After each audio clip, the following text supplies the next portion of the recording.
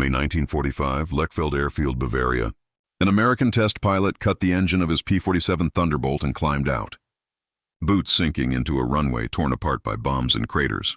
Across the field sat something that shouldn't exist, a fighter that looked like it came from another planet. It had no propeller. Its lines were sleek, almost predatory, broken only by two massive engines bolted under swept wings.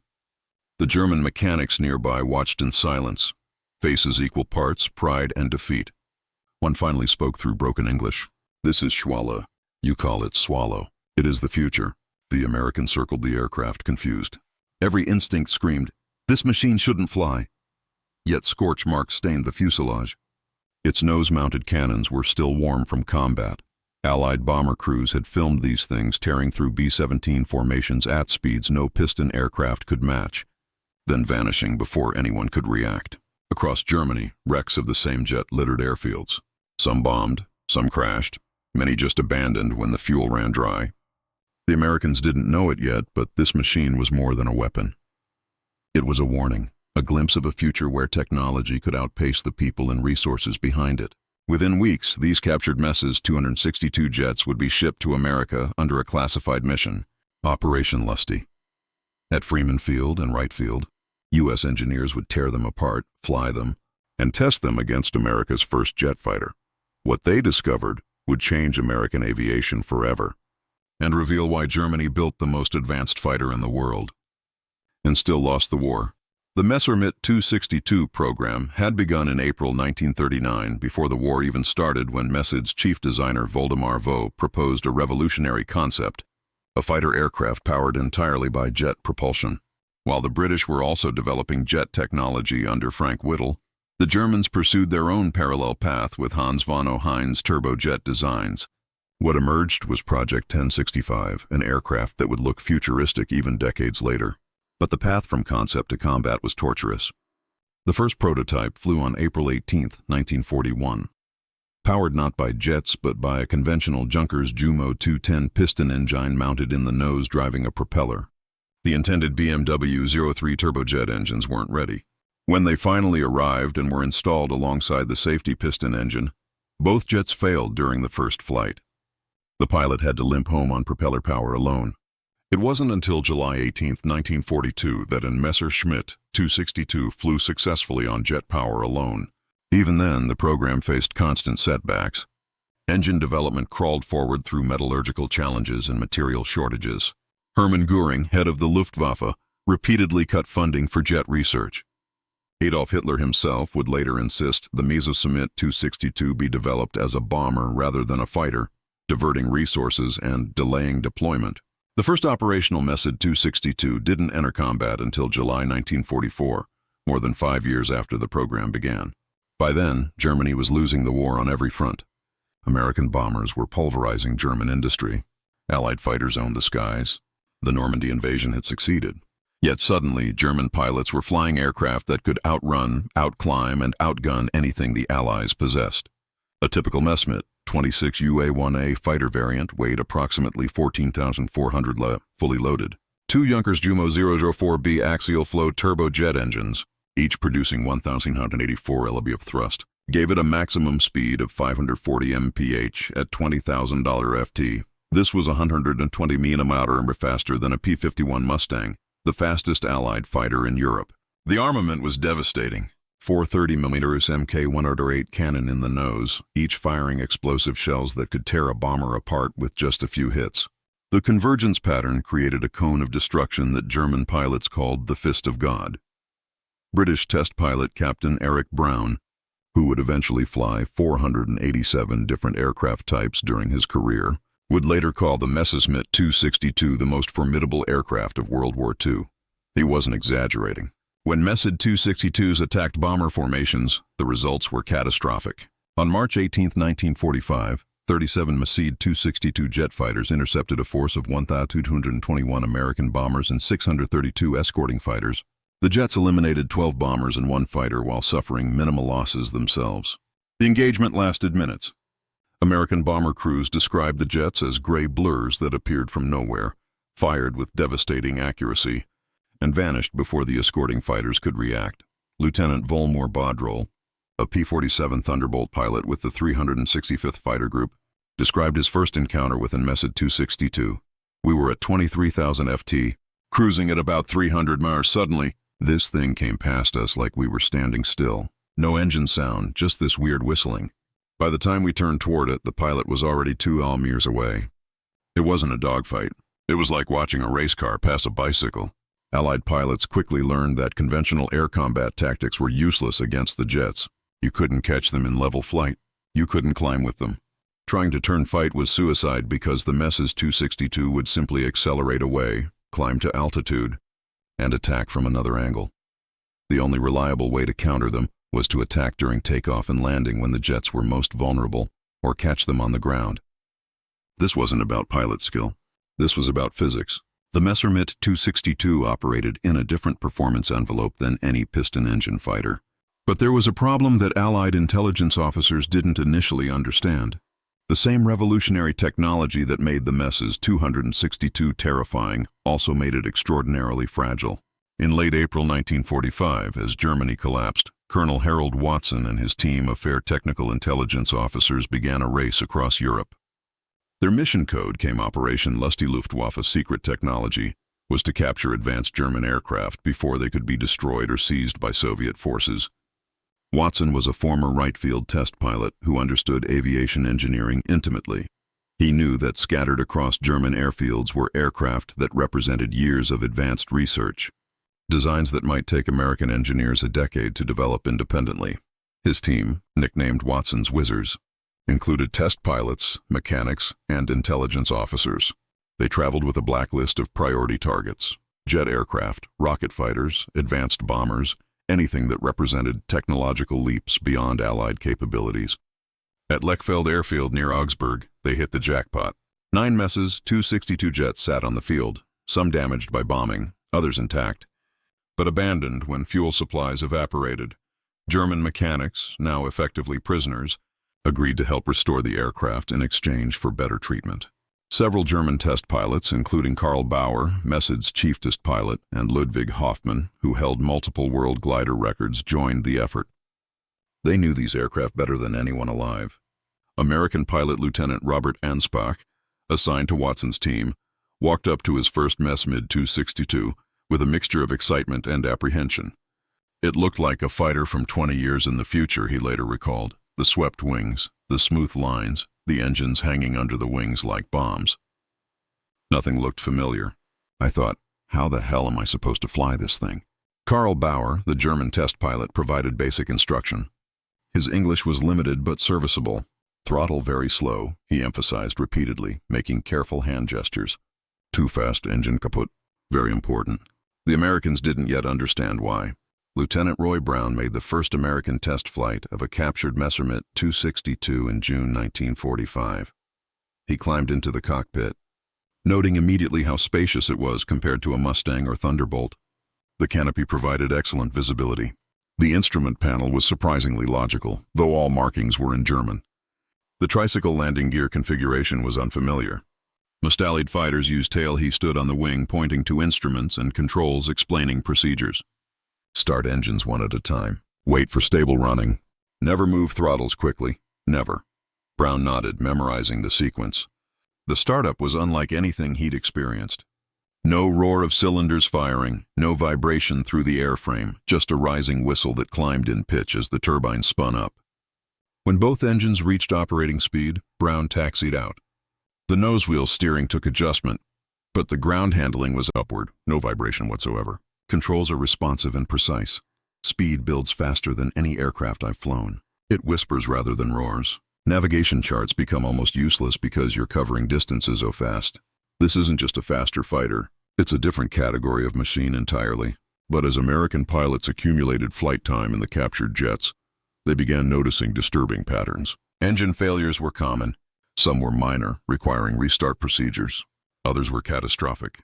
On one flight, an engine seized completely, the turbine wheel disintegrating inside the NL. The pilot managed a single-engine landing, but it was harrowing. Investigation revealed metal fragments throughout the engine.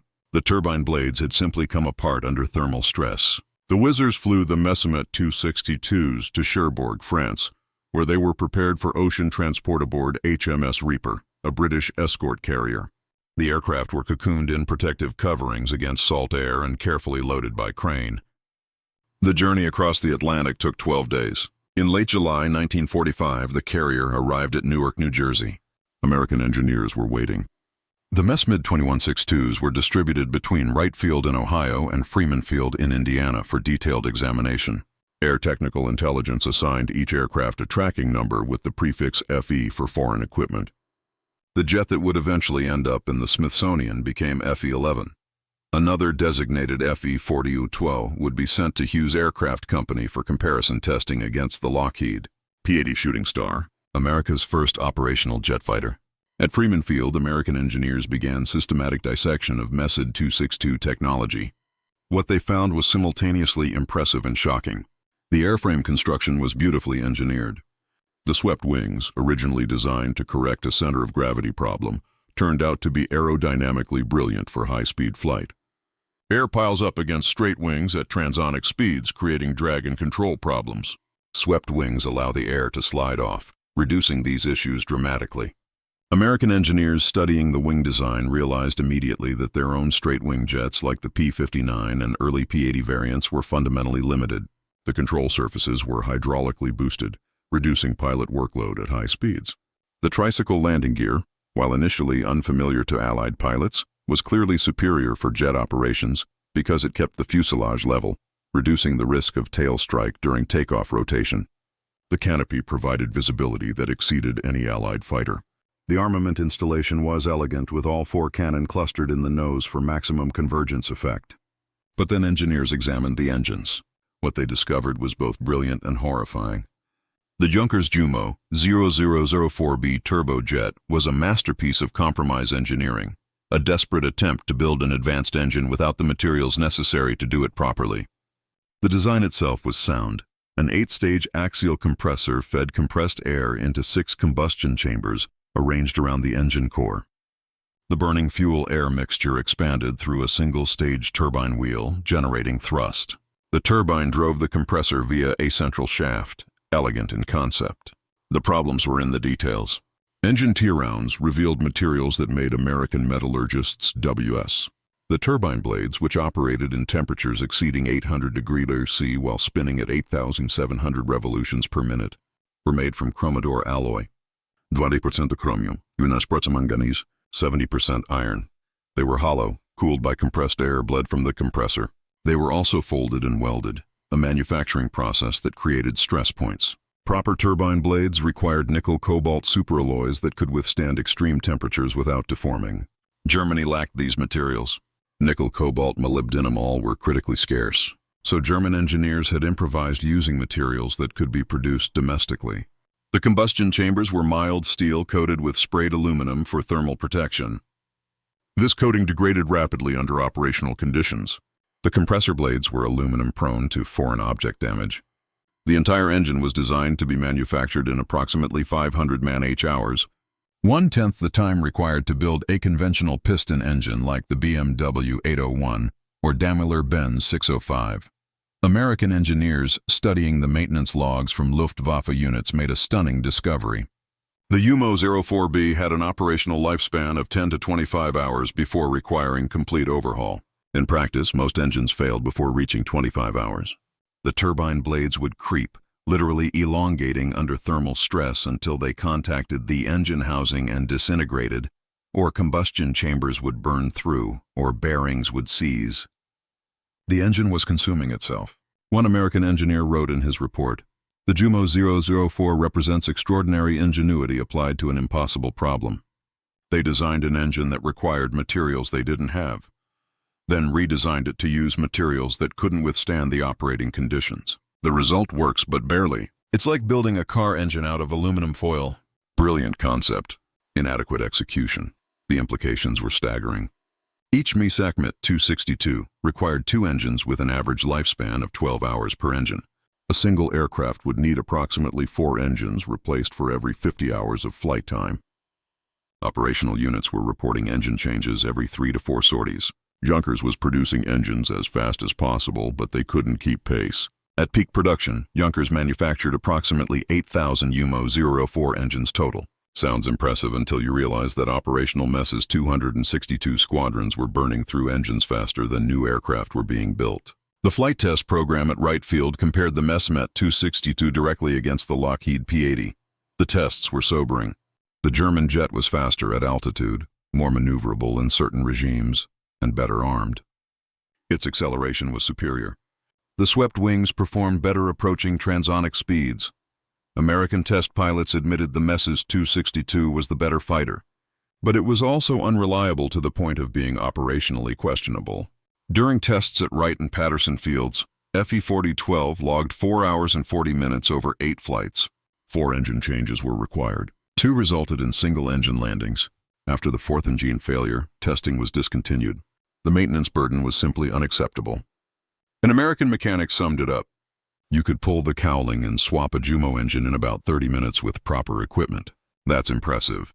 But needing to swap engines every 10 hours means your mechanics spend more time changing engines than pilots spend flying. The psychological reports from captured Luftwaffe pilots added another dimension. Many described being terrified of engine failures, particularly during takeoff.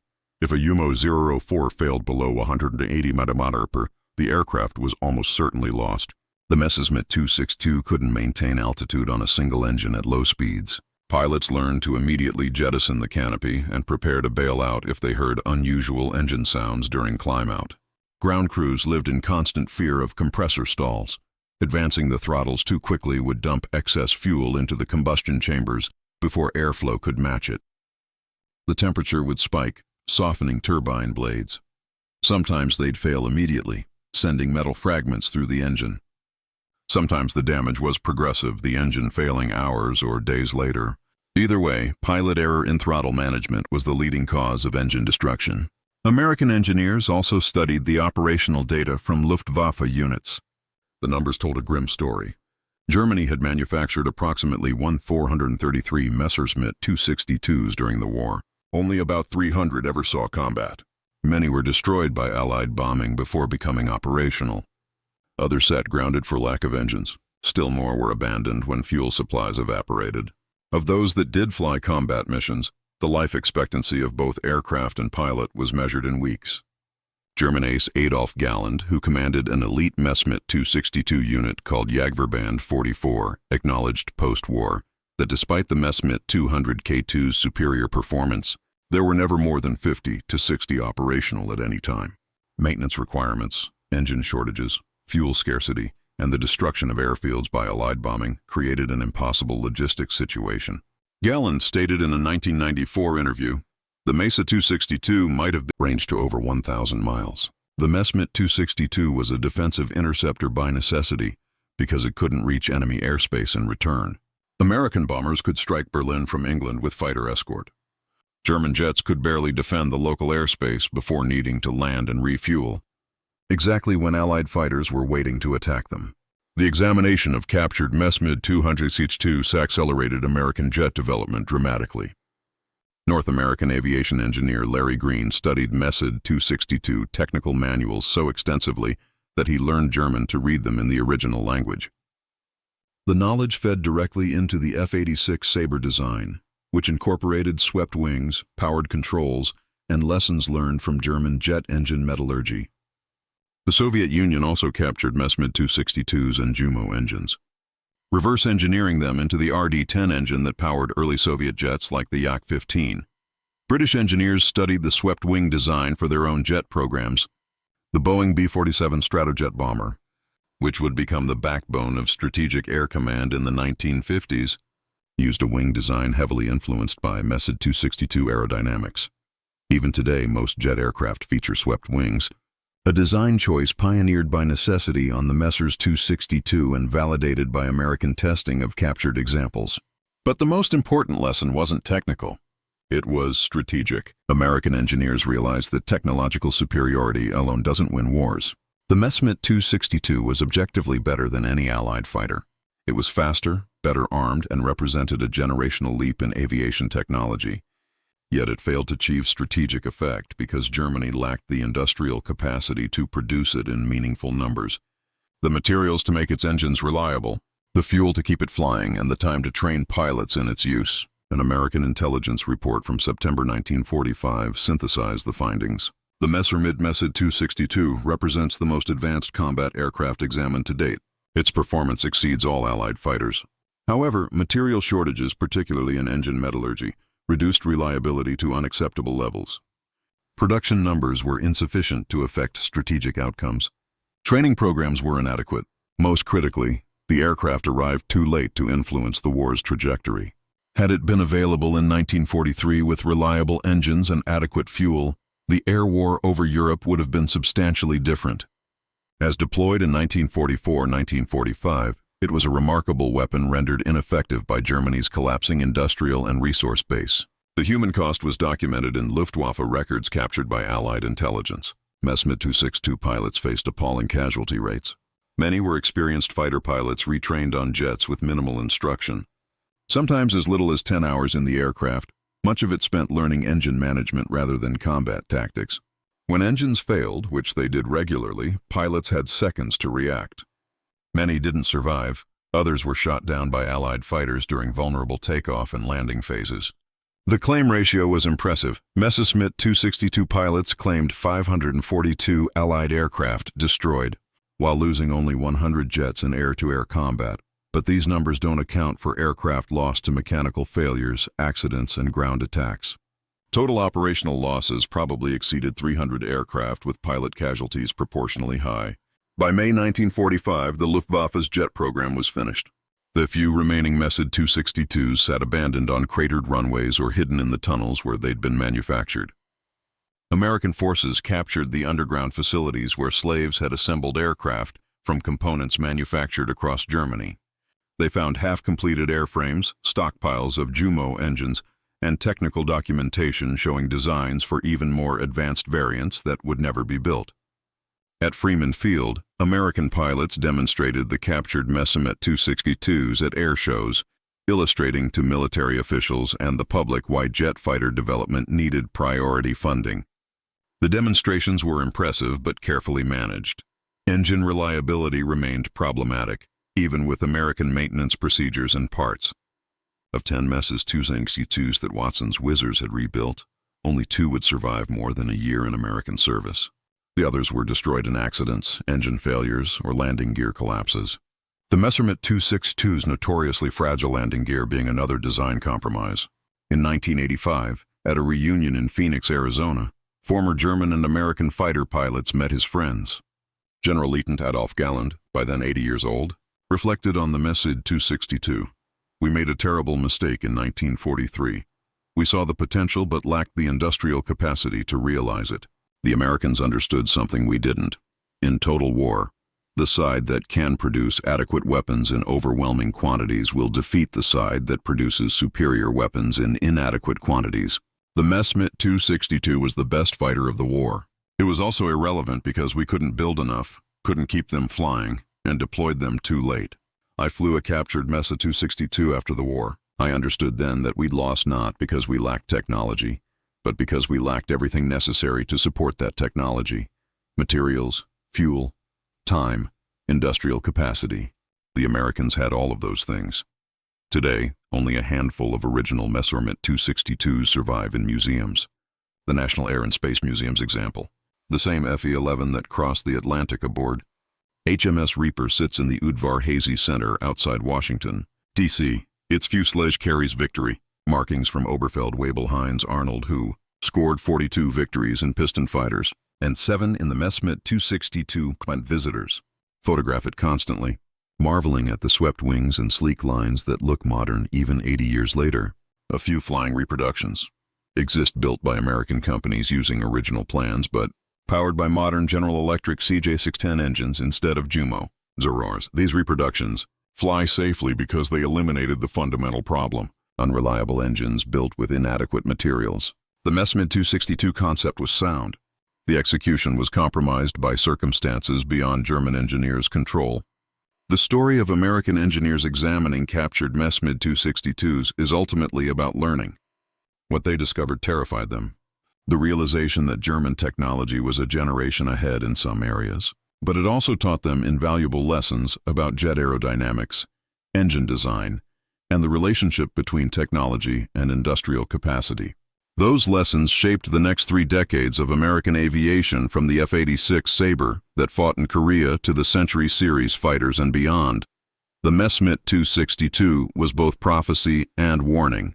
Prophecy of the jet age that was coming. Warning about the dangers of technological ambition exceeding industrial reality. American engineers understood both messages. They built better jets, more reliable engines, and maintained the industrial capacity to produce them in numbers that no enemy could match.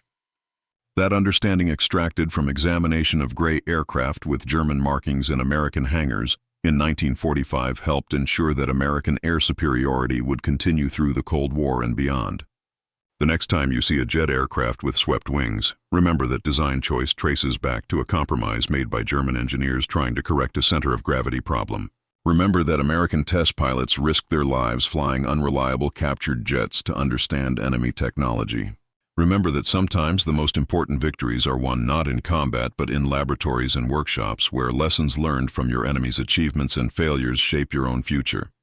The Messerschmitt 262 was the most formidable aircraft of World War II. It was also a magnificent failure, a testament to what happens when brilliant engineering confronts inadequate resources. American engineers who examined those captured jets understood both truths. Their work ensured that when America built its own jet fighters, they would combine German aerodynamic brilliance with American industrial might and reliability engineering. That combination would dominate the skies for generations.